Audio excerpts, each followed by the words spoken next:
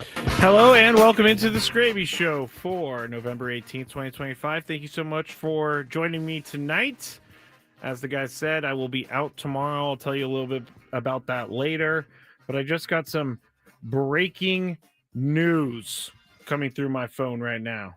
And that is Mr. LeBron James and his sciatica are healed because he's going to make his 23rd season debut tonight against the Jazz for the Lakers. So if you're a Laker fan, if you're a basketball fan, LeBron James will be on the court tonight, which is a good thing. It's a good thing for sure because 23 seasons, that is insane. I don't even know how someone can play at a high level like LeBron does for 23 seasons, but he does do that and he will make his debut against the Jazz tonight. And let's just talk about that whole news story that the Salt Lake City news station put up, which was the Padres logo and crossed out with San Diego, and it said Salt Lake City Padres. There's blood in the water for some of these cities, and Salt Lake City has wanted a baseball team for a very long time. I don't care. You are not going to take this team. They're going nowhere. And it honestly, if you are an owner or someone who is going to buy the team and you decide that you want to move the team, which again is not going to happen, I don't even know how you made your money because it would be so stupid for someone to take this team out of San Diego. It would be so dumb. It's not a blank check, but for the most part, you have the entire city support. And I don't want to see those little graphics of the Salt Lake City Padres. It's kind of disgusting to me a little bit. It actually kind of made me a little angry because I didn't want to see that happen.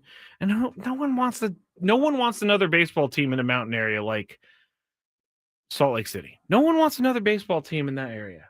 Okay? That's it.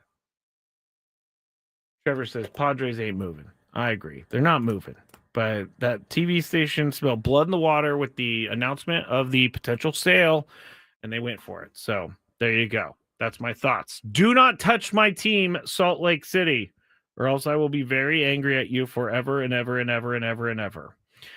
Tonight, we're going to talk about Luis Campusano real quick because that seems, we haven't really talked about him lately, but the Padres do need to make a decision on it. We're going to talk about AJ Preller real quick. And then later in the show, we're going to talk a little bit about a former New Orleans college basketball player has admitted that he was shaving points during some of his games, and he has, his reasons for it. So we're going to talk about that. Also, Dan Campbell, the kneecap cannibal, the Lions head coach, he went for it on fourth down so many times on Sunday night against the Eagles, and they did not convert. Unless they did at the end of the game, I know for the majority of the game, they did not convert a fourth down. So we're going to talk about whether or not fourth downs are, going for it on fourth down, if that's the right thing to do. But let's start with Luis Campusano because they're going to have to make this decision. And AJ Preller has already said, he said to Jeff Sanders of the San Diego Union Tribune last month, quote, he's going to be in our mix next year for sure. I'm hoping his experiences this year are going to help him overall as a player.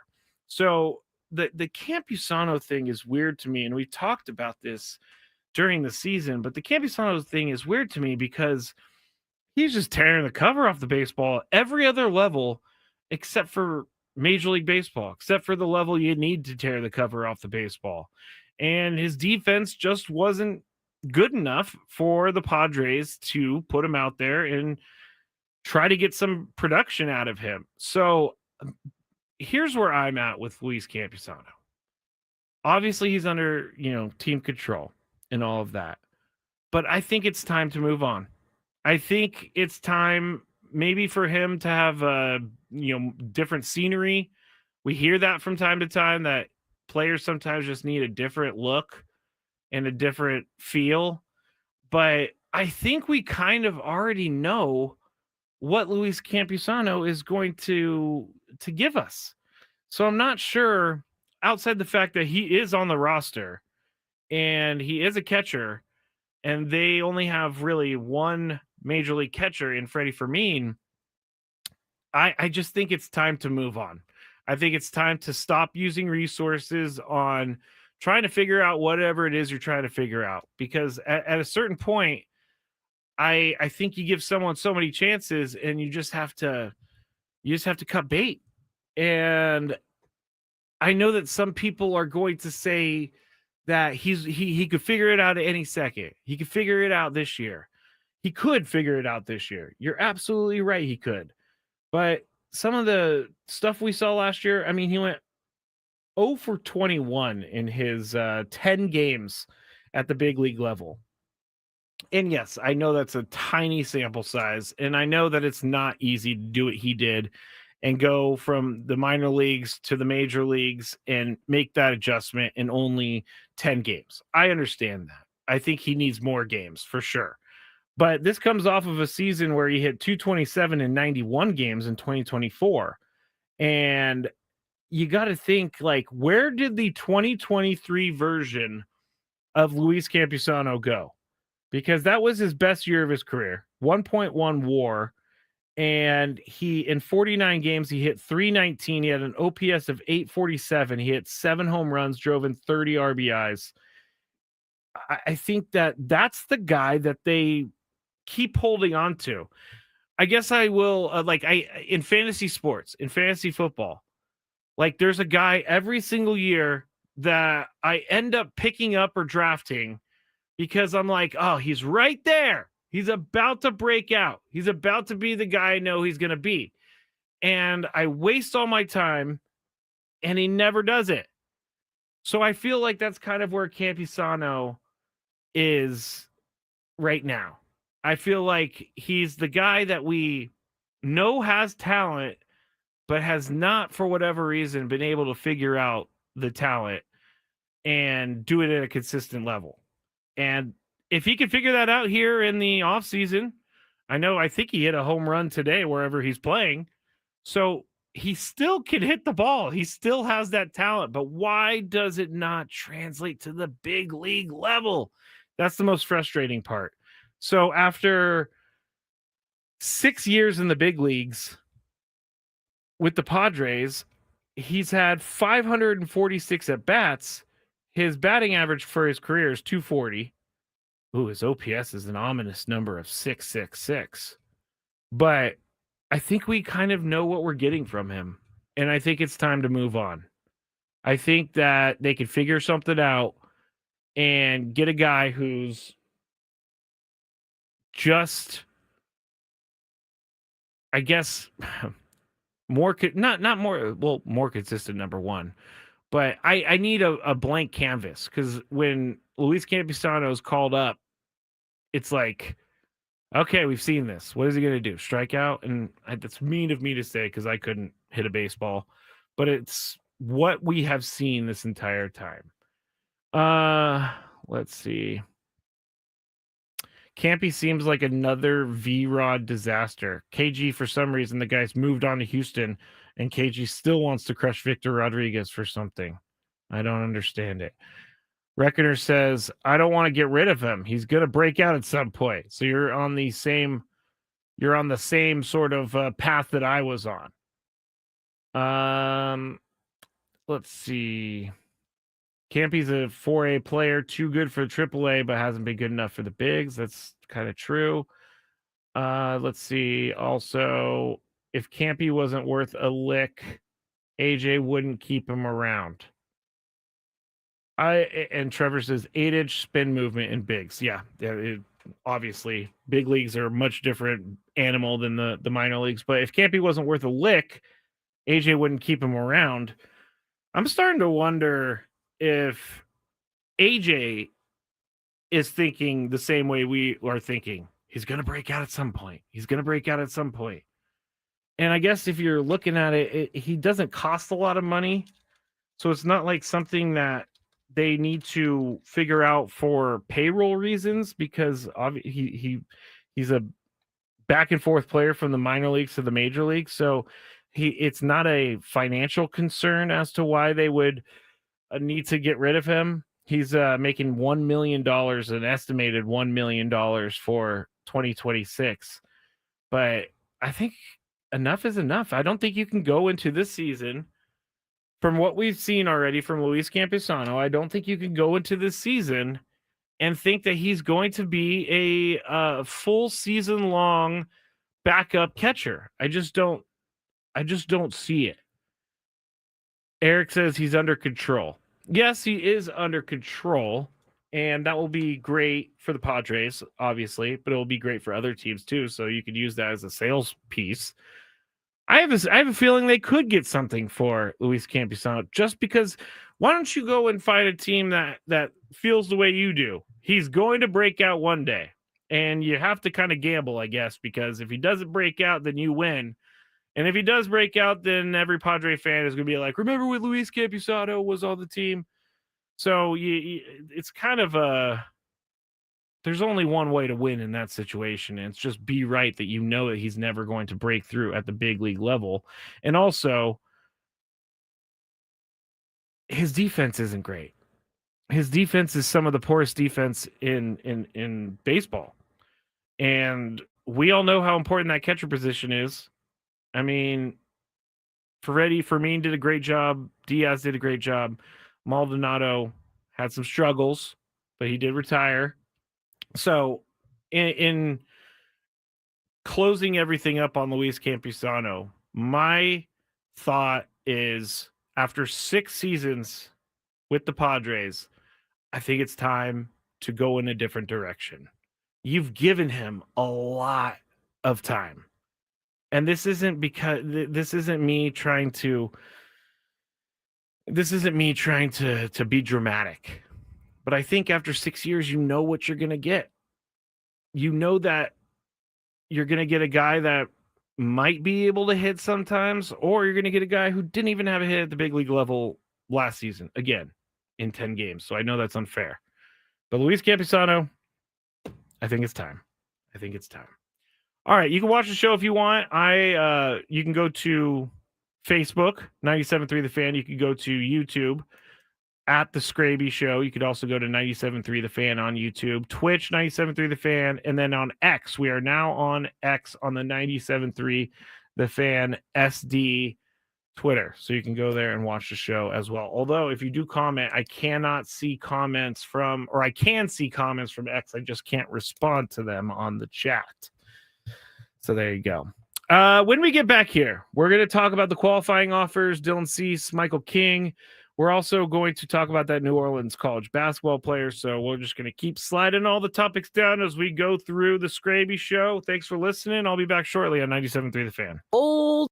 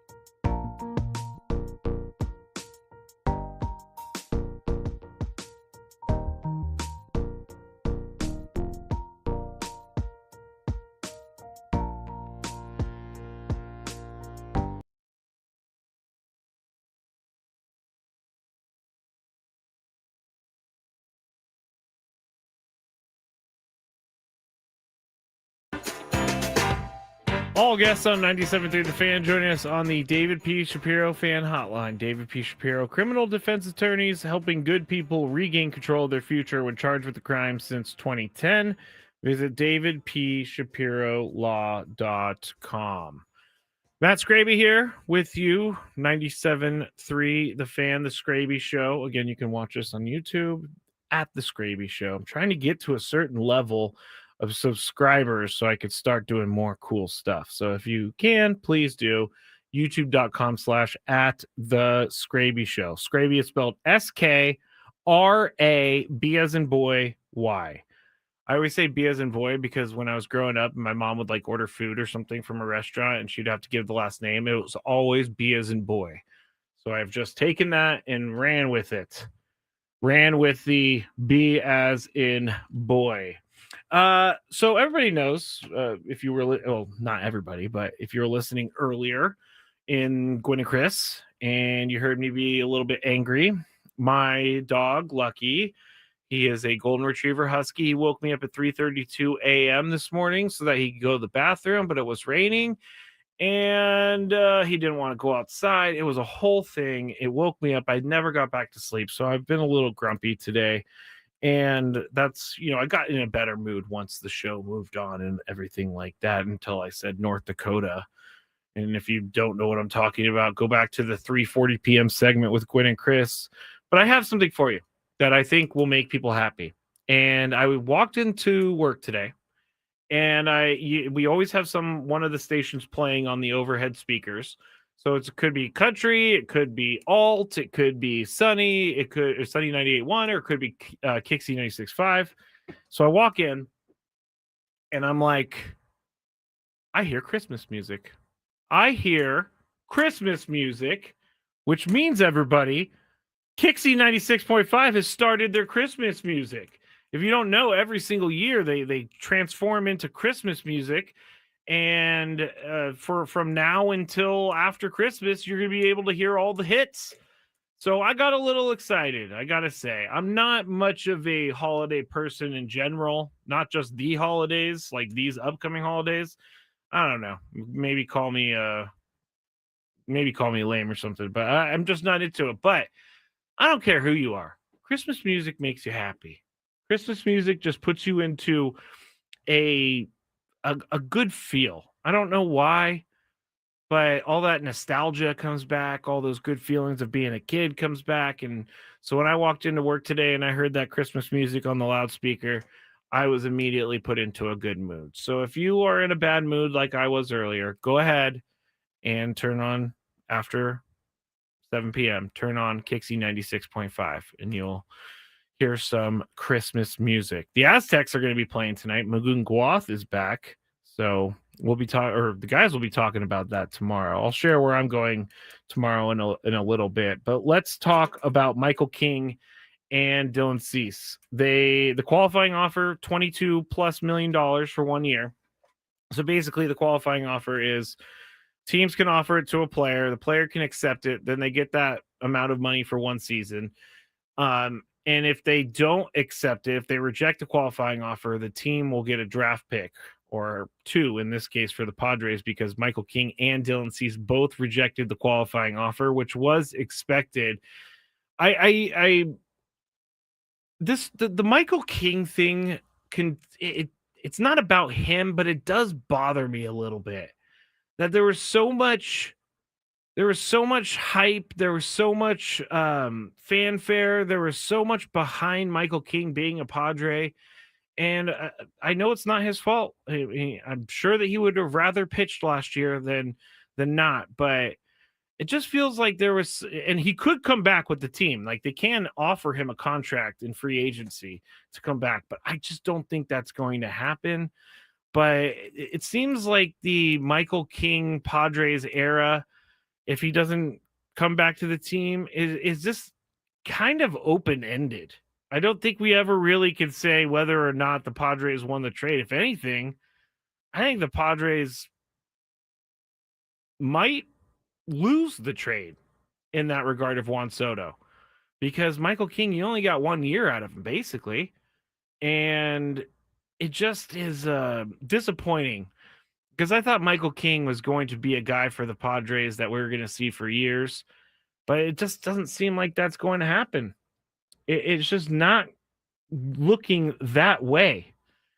And I don't know. I don't know. Again, it's not Michael King's fault because he got injured, but it just seems like there was more meat left on the bone with the Michael King thing, and it's just unfortunate that he wasn't able to pitch as much as he wanted to this year. So anyway, Michael King, Dylan Cease reject their qualifying offer, and the Padres get 2 draft picks because they were over the luxury tax. The Padres draft picks will come after the 4th round in the draft. So there is some benefit to this whole thing. They are going to be able to select a couple players, and hopefully they turn into something. But four players did accept the qualifying offer.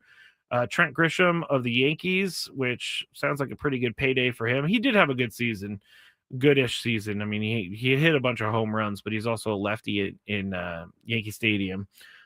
And Gleyber Torres of the Tigers picked it up. Shota Imanaga of the Cubs. That's a little bit surprising. He picked it up, and now I'm forgetting who the 4th person that picked up their option was. Oh, Brandon Woodruff of the Brewers picked up his option. So those are the only 4 guys, but that's a record. A record amount of players picked up their option, and that would be 4 now. Trevor says, I remember you playing with King's bobblehead for 15 minutes during a tape segment. That is true. That is true. I did play with the King bobblehead. Gonzo says my meat on the bone was really weird analogy. That's fine. A resident Dodger fan, even though he's a San Diegan. We do love him, Oscar. Said, in my Dodger opinion, I think they should sign King and let Cease walk. I agree. I just don't think it's going to happen. I don't know that they're going to be bringing back Michael King. I think he's going to make or command too much money. And that is something that I know the Padres are paying attention to these days, which all teams are. They say they're going to spend the same amount of money as they would even if the team wasn't exploring a sale. So let's just hope that does happen. Speaking of signing guys, AJ Preller. I know that he's contracted through 2026. Where's this extension? And I guess they don't really have to get it done anytime soon, but we keep seeing this reporting about AJ Preller being extended, and it's just, I don't know if there's just negotiations going on or if they decided that they weren't going to talk about this until later, but the reporting is AJ Preller is going to get an extension, and we just haven't really seen that yet. Clay says, Skraby, not to be down on King, but the injury wasn't really defined. Entering free agency could be his agent wanted him to not pitch until near the season end. Well, that's a conspiracy. I don't think that's the case, though. I don't think that Michael King doesn't seem like that type of guy, even though agents do get in there sometimes and make themselves known when they're not supposed to be known. But hey, that's just how it works these days. All right. Matt Skraby, Skraby Show, 97.3 The Fan. I was reading this morning, and the betting stuff is going to continue to happen. But mainly now I'm looking at some of the people that are coming out and saying that they did bet or they did point shave or they did do certain things to win bets for people. But there was a college basketball player from New Orleans. His name, Day Hunter. He admitted his role in a point shaving operation. He actually went on Good Morning America and said that he did it to get money to support his family. So you can understand that. He said, I just had a child. The school wasn't paying me money, so I was trying to get money to take care of my child. Hunter, he also admitted he lied to the NCAA when asked about the situation. Said, I told him I wasn't doing it. I told him I didn't know anything, but basically the whole time I knew everything. So he basically did this to get money for his family, which I cannot, criticize him for. Although the way you did it was not in a great way. You were point shaving, so I don't agree with that part of it. I also struggle financially from time to time. Not from time to time. I'm pretty much not struggling financially, but radio just doesn't pay what it used to pay. That's why I have two jobs now. But you don't see me going out and doing illegal things to make money. Like, I think that sometimes I got to be careful with this because I don't want to come down on the guy for making a choice to provide for his family because maybe he doesn't have the upbringing that some of us did. And maybe he's just in a way where he doesn't have another way to get money. So I can put myself in his position and think, hey, this is a good opportunity. But you have to deal with all of the ramifications of doing this. And if he is saying that he was lying to the NCAA about this, how many other players are lying to the NCAA about this? Like, way like this is just getting started, in my opinion. There's going to be more and more players that come out either after the fact or get caught point shaving or trying to make money off of bets. And we're never going to put the toothpaste back in the tube, as they say. It's never going to happen. Betting and sports are now intermingled forever. But if you're a player, you got to really, really think if the benefits outweigh the risk. And in the case of Emmanuel Clase, who's making lots of money, one of the best closers in baseball, could have got a new contract for millions and millions and millions of dollars. He was doing it for very small amounts. And when I say small, they're large to me and you. But for him, he was doing it for like $5,000 or $10,000. And when you have way more money on the line, I just don't understand it whatsoever. I really don't get it. Katrina says, yeah, low pay players needing money to make ends meet. Yes, that's what it is. And these people who find these players and convince them are bad people who only need that player as a means to an end. And then once that player can't provide for them anymore, they're going to move on. And I understand again that he needed to make money for his family, but there are other ways to do that without doing illegal things. The reason that I don't do illegal things is because I don't want to go to jail. And so I work as hard as I can on a day-to-day basis. I have two jobs, but I'm not going to do illegal things. So I think it's a little bit of a cop out when these guys are like, yeah, I needed money, so I did it. Okay, go find another job. I don't know. Most of us listening right now do not have the opportunity to do illegal things and make more money. And I feel like I'm just going off a little bit too much on this guy, and I want to make it clear that I don't know his background, I don't know his situation, but I'm more putting it into, as a whole. Just because you need to make money doesn't mean you have to do illegal things. I have tried to make it in the radio game for a long time, and so I now I've accepted that I'm just going to have two jobs. And you know what? I like working both jobs. Speaking of both jobs, when we get back, I'll tell you where I'm going tomorrow. I'll also talk about Dan Campbell and his fourth down stuff. And then the Daily Gripe is maybe one of the weirdest and grossest things I've ever griped about. Stick around. Matt Skraby, Skraby Show, 97.3 The Fan.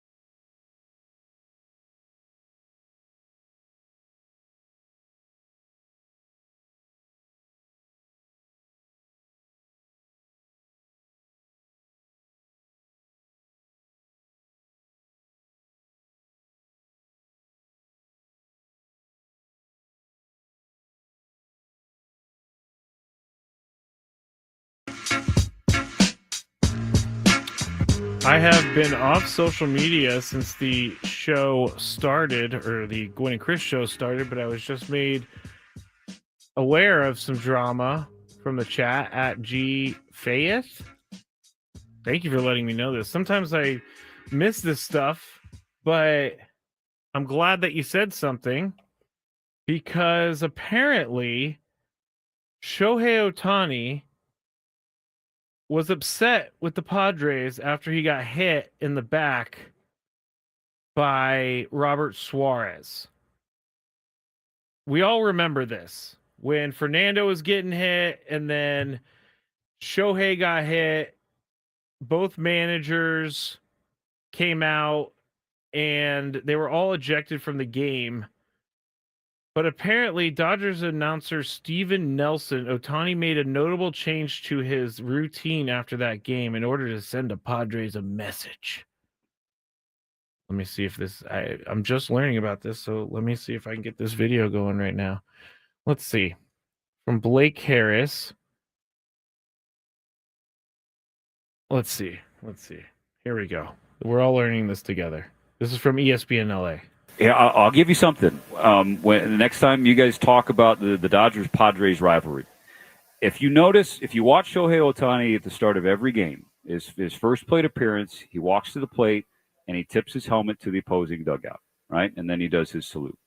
There is only one team and one manager that he stopped doing that for, and that was Mike Shilton, the San Diego Padres, after what happened at Dodger Stadium where they threw up and in and hit him with Suarez at 100 in the back. And, of course, he handled that with grace in the moment. He calmed the tempers for the Dodger dugout. Do not come out of here. Stay in. I'm fine. He laughed about it with Suarez at the All-Star game. But in the ensuing Dodger-Padres series after that, there was no more pregame salute. And so I thought, so we talk about manners and respect. I think his understanding that respect is a two-way street. Yep. And once you cross that line, he is aware of it. And I thought that spoke volumes. He never said anything about it, nor will he ever. But that silence, it says a lot, I think. All right, well, just thinking about it live on the air, I don't... Where should I go with this? Because I don't necessarily care. I think this is not Shohei Ohtani lost respect for the Padres. I think this is more like, hey, good. The Padres got in his head a little bit. He's angry. I mean, that could be a bad thing because then he could go on a tear. But I don't. If Shohei Ohtani is upset that he was hit by a pitch, then tell his pitchers to stop hitting Fernando Tatis Jr. with a pitch. It was like beanball there for a couple weeks in a row. Thank you for bringing this to me, G. Faith. I did not see this today. I haven't really been on Twitter today, so maybe this is why. But this is just a Dodger. The Dodgers people just trying to start something after they won a championship. Okay, great. Mike Schultz not even in the dugout anymore, so we'll see if Ohtani goes and tips his hat again, but Ohtani is just such a great guy. He tips his hat to every single team. I will not go in the direction of sports betting because that is the low-hanging fruit, as they say. I need to think about this a little bit more. There's only one team and one manager he stopped doing that for. We talk about manners and respect. I think his understanding is respect is a two-way street. Once you cross that line, he's aware of it. So scary, Mr. Ohtani. So scary. I mean, I think it is a nice gesture that he tips his cap to the visiting dugout every single game. But this doesn't bother me in the least. In fact, it makes me it makes me happy. Makes me happy that the Padres have gotten into Shohei Ohtani's head so much that now he's making a conscious effort to not tip his cap to the visiting dugout when he goes up to bat for the first time. That tells me that he's thinking about it. Doesn't it? Doesn't it tell you that he's thinking about it? I don't know. Very strange. Very strange for this story to come out. And by the way, can we stop watching every frame of video to try to find something to come up with? Like this, someone sat there. I really hope that this person who found this out went to every single first pitch of every single game since that Padres series to see if he did it, because I doubt that happened. I doubt that happened. Maria says, Otani and Dave Roberts, I swear, always starting something. I mean, Otani did defuse the situation. We actually all said, hey, that's a pretty good move for a guy who could have gone crazy for getting hit in the back at a hundo. And then didn't he joke about it with Robert Suarez at the All-Star game?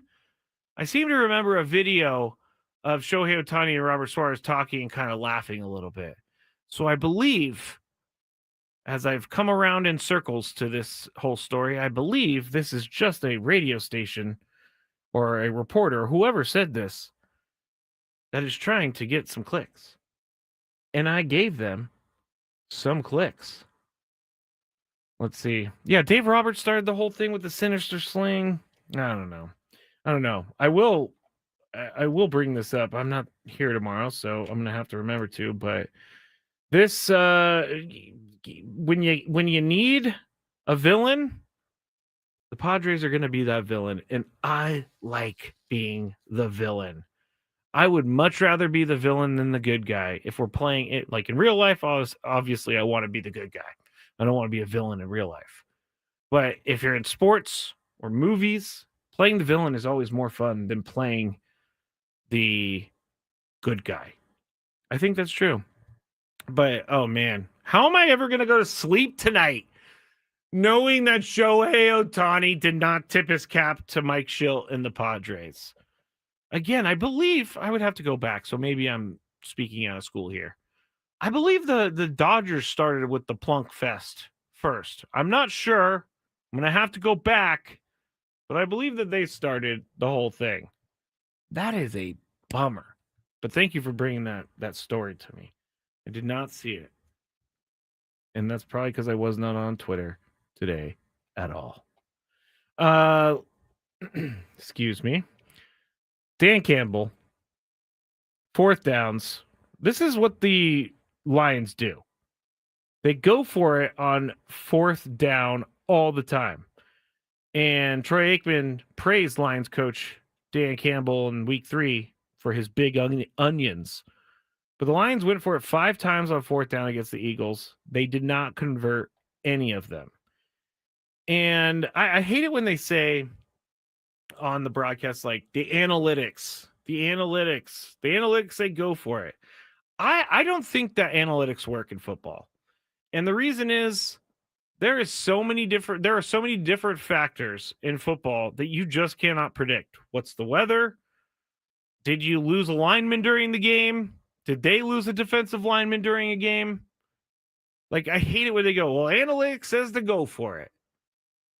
I don't think you could put a probability on a football play because anything could happen. The snap could hit the center's butt and hit the ground.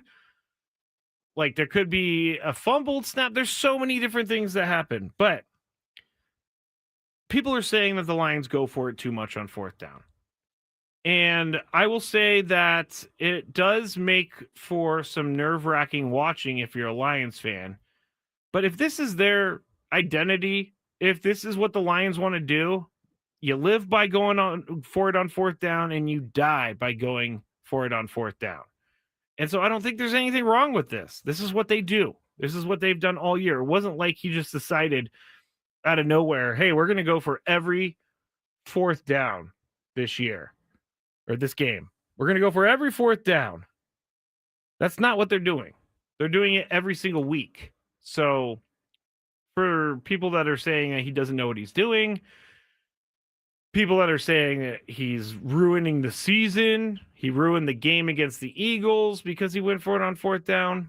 If they convert 2 or 3 of those, we're talking about a whole different story. We're talking about Dan Campbell has the has the back of his team. He wants to put his team in a good position. Dan Campbell's the greatest. Dan Campbell this, Dan Campbell that.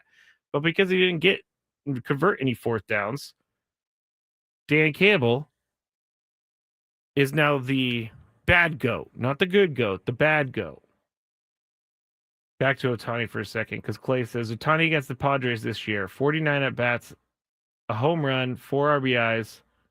Maybe the Padres are in his head. 9 hits out of 49 at-bats. He didn't have a good... Maybe that was his thing. Maybe Ohtani was like, I need to start going up to the plate against the Padres and be mean and be mad. Maybe. That whole thing, ridiculous. Ridiculous that someone brought this up as like a thing.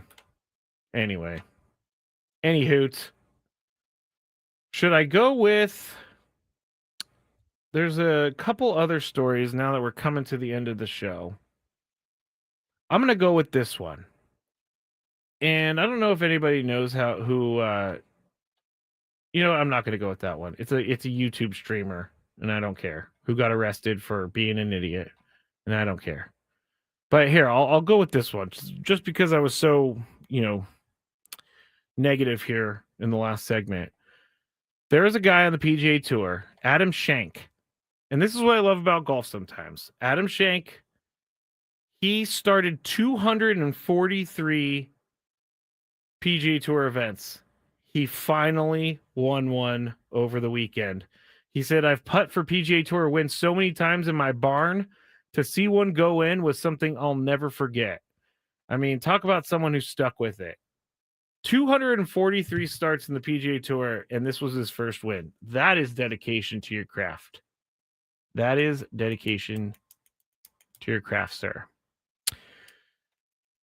All right, I thought I was going to go longer on that, but honestly, I don't have anything more to say about it. But I will tell you about what I'm doing tomorrow. So you know that my second job is with Voice of San Diego. I am doing their podcast with them, and so they are having an event tomorrow, and I am going to be there with them. That's why I'm not going to be here. So they only do these things every once in a while, but it's called Brews and News Live Podcast. It's at Soda Bar on El Cajon Boulevard. And Scott Lewis, the CEO of Voice of San Diego, has secured a big guest, and that is athletic director of the San Diego State Aztecs, JD Wicker. He's going to be there tomorrow, so if anything comes down, we'll bring it to you. But if you're in the area and you're curious, the doors are opening at 6 p.m. at Soda Bar, 3615 El Cajon Boulevard. You have to buy tickets at the door. I'm not sure exactly how much they cost, but they're affordable for sure. And I'll be down there. So that's what I'll be doing tomorrow. Appreciate everybody saying that I have a nice day off. That wasn't really English. And I just realized I didn't do my daily gripe. What's annoying Skraby today? Let's find out. It's time for the Daily Gripe. Daily Gripe. I thought this show was great until like the last 5 minutes when I was stumbling all over my words. All right, Daily Gripe for today. It's kind of gross. But when you're in a public restroom and someone walks into the public restroom, like, for example, today, I was washing my hands at the sink. Someone walked in, went into one of the stalls. Just immediately started going to town in that stall. And what I mean by going to town, number 2. My daily gripe is, please wait until I am out of the bathroom. I'm clearly washing my hands. I understand if you have a stomachache, that's one other thing. But I do not want to be washing my hands and just hear a bunch of, disgusting those over and over again. Ugh. Please don't do that. All right, that's my daily gripe. If I'm in the bathroom with you and you need to go number 2, wait till I'm out of the room. All right, thank you everybody for listening. Back with you on Friday. I'll talk to you guys on Thursday. Good night. Hey, it's been a